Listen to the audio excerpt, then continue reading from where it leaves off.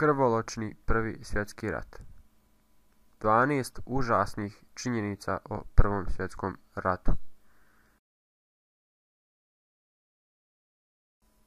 Prvi svjetski rat je prvi rat u kome se ratovalo na globalnom nivou. Ratovalo se na svakom okeanu i skoro svakom kontinentu.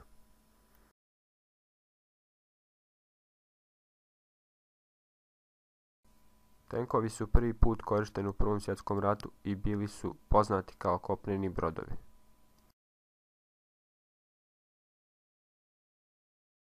Hemijsko oružje iperit je prvi put korišteno u Prvom svjetskom ratu. Prvi svjetski rat je prvi rat u kome je više ljudi umrlo u borbi nego od bolesti.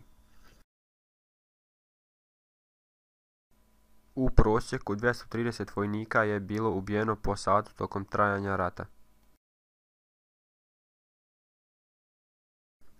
Rusija je imala najveću vojsku u ratu sa 12 miliona vojnika, ali je 70% tih trupa bilo ubijeno, povrijeđeno ili nestalo. 4 imperije su se raspale poslije Prvog svjetskog rata: Ruska, Njemačka, Turska i Austro-Ugarska.